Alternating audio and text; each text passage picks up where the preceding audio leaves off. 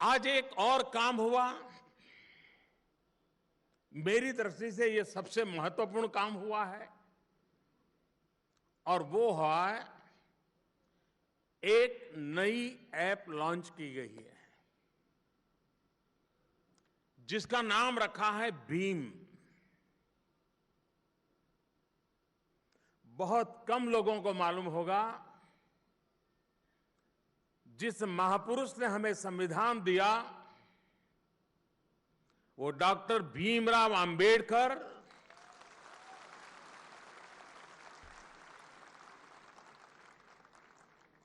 अर्थशास्त्र में उनकी निपुणता, ये उनकी सच्ची पहचान थी। और उन्होंने आज से करीब 80-90 साल पहले भारत का रुपया, उस पर थीसिस लिखी थी और मुद्रा नीति कैसी हो। उस समय जब अंग्रेजों का शासन था, भीमराव अंबेडकर ने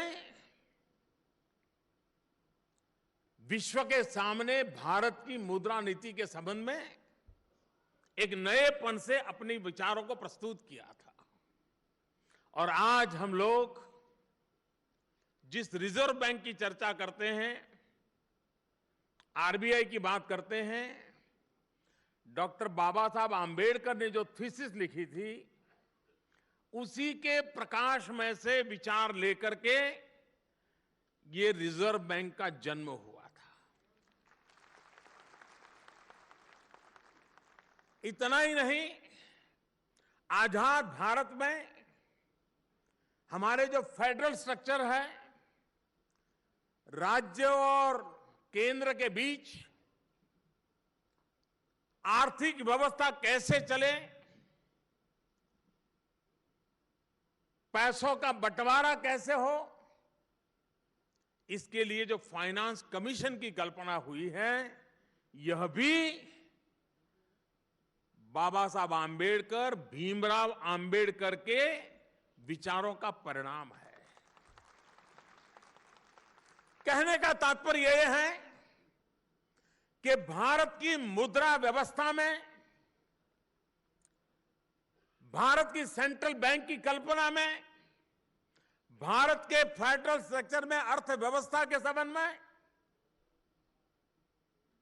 किसी एक महापुरुष का स्पष्ट दर्शन था, उत्तम से उत्तम योगदान था। तो उस महापुरुष का नाम है डॉक्टर भीमराव अंबेडकर। और इसलिए आज जो ऐप, और आने वाले दिनों में देखना कि सारा कारोबार,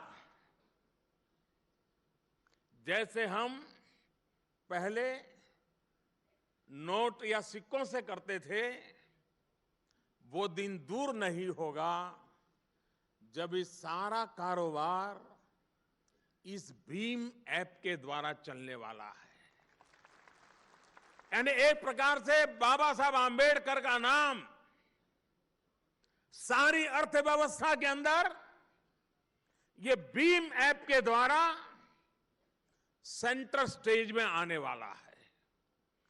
उसका प्रारंभ आज इस कार्यक्रम के तहत किया है। बहुत ही सरल है। इसे आप डाउनलोड करने के बाद स्मार्टफोन हो, 1000-1200 वाला मामूली फीचर फोन हो, इससे इसका उपयोग कर सकते हैं आप।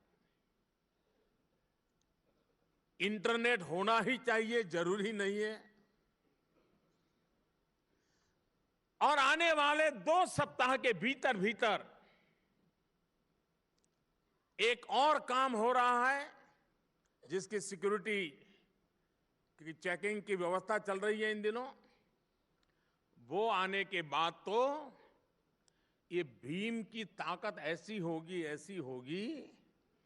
कि आपको न मोबाइल फोन की जरूरत पड़ेगी, न स्मार्टफोन की जरूरत पड़ेगी, न फीचर फोन की जरूरत पड़ेगी, न इंटरनेट की जरूरत पड़ेगी।